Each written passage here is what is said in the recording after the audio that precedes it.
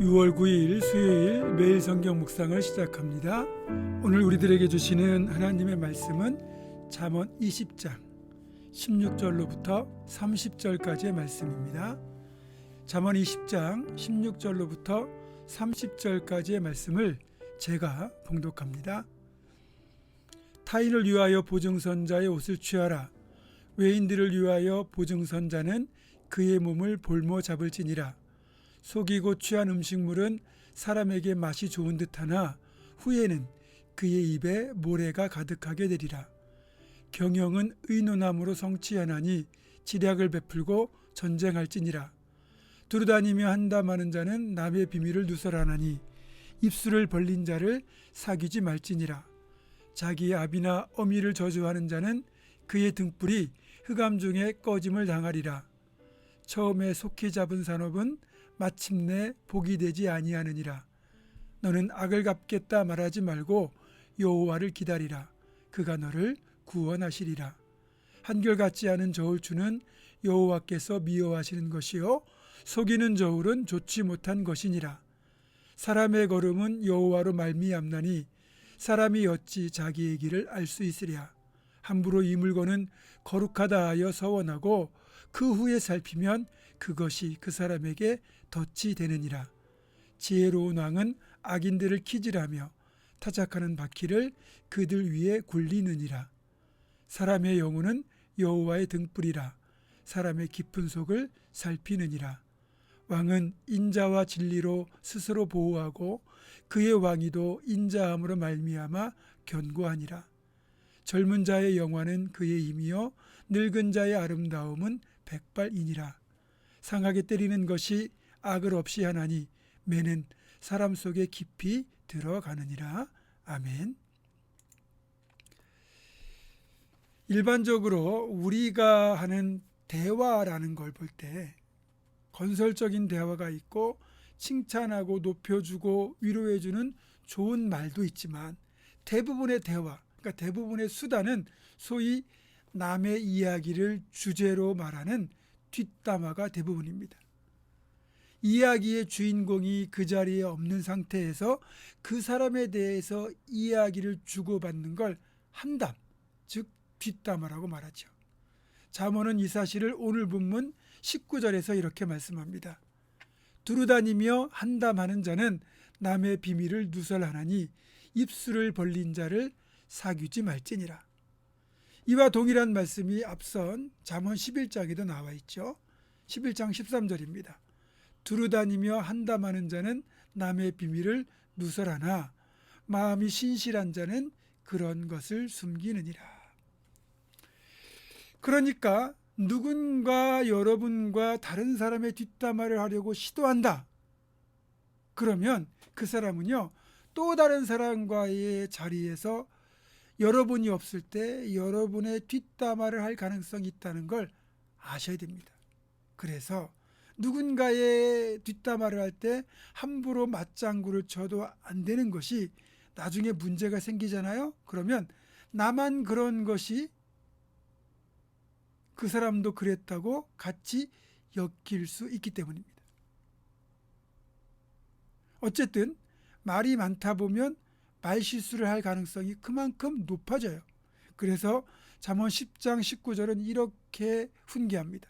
말이 많으면 허물을 면하기 어려우나 입술을 제어하는 자는 지혜가 있느니라. 말은 참 조심해야 되는 거죠. 옛날에 나이가 지긋한 백정이 장터에서 푸죽간 고깃집을 하고 있었습니다. 옛날에는 백정이라면 천민 중에서도 최하층 계급이었던 건 여러분도 잘 아실 겁니다. 어느 날 양반 두 사람이 고기를 사러 왔어요. 첫 번째 양반이 말합니다. 야 이놈아 고기 한 근 다오. 예 그러지요. 백정은 대답을 하고는 고기를 떼어주었습니다. 두 번째 양반은 상대가 비록 천한 백정이지만 나이가 든 사람에게 함부로 말을 하는 것이 거북했어요. 그래서 점잖게 부탁합니다. 이보시게 선생, 여기 고기 한 근 주시게나. 예, 그러지요. 고맙습니다. 그렇게 백정은 기분 좋게 대답하면서 고기를 듬뿍 잘라주었습니다. 첫 번째 고기를 샀던 양반이 옆에서 보니까 같은 한근이라고 하는데 자기한테 건네준 고기보다 갑절은 더 많아 보이는 겁니다. 그래서 화가 나서 소리를 지르며 따졌습니다. 야 이놈아, 같은 한근인데 왜 이 사람 것은 이렇게 많고 내 것은 이렇게 적으냐? 그러자 그 백정이 침착하게 대답합니다. 예, 그거야 손님 고기는 놈이 자른 것이고 이 어른 고기는 선생이 자른 것이니까요. 사람 사이의 관계에서도 정말로 말이 중요합니다. 그래서 우리의 언어 생활 중에서 서로를 향한 언어가 달라져야 되는 거죠. 아무리 친하더라도 서로에게 지켜야 할 언어의 예의는 있는 법입니다. 친할수록 가까울수록 오히려 상대방을 존중하는 언어를 사용해야 돼요. 하나님이 만드신 모든 피조물 가운데 우리 인간만이 유일하게 언어를 가지고 있고 말을 통해 마음을 주고받으며 말을 통해 경험과 지식을 전달하고 말을 통해 서로의 가치관과 서로의 세계관을 공유하게 됩니다. 이 얘긴즉슨 우리는 말없이 살아갈 수 없고 어차피 말과 함께 살아가야 된다는 뜻이에요. 그렇다면 어차피 우리가 말을 할 수밖에 없다면 이왕이면 선하고 복된 말을 해야죠. 앞에서도 말씀드렸지만 칭찬의 말 한마디가 얼마나 사람을 행복하게 만들고 잠재력을 깨어나게 하는지 모릅니다. 하지만 그릇된 말 한마디는 남을 날카롭게 찌르고 자신의 혀를 자르는 칼이 된다는 격언도 있습니다. 따라서 말을 할 때는 한 번을 거르고 또 한 번을 거르고 신중하게 말을 내야 합니다. 입 밖으로 한 번 나오면 돌이킬 수 없잖아요. 그래서 야고보서 3장 2절에서 우리가 다 실수가 많으니 만일 말에 실수가 없는 자라면 능히 온전한 사람이라 능히 온몸도 굴레 씌우리라 라고 말씀할 정도잖아요.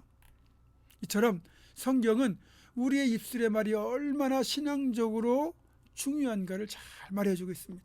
사랑하는 여러분, 한담하지 않고 말을 되도록 절제하고 말을 하게 된다면 이왕이면 선하고 복된 말을 해서 말을 통해 사람을 살리고 세우고 모두에게 유익을 끼치는 우리 모두가 되기를 주님의 이름으로 축원합니다. 기도하겠습니다.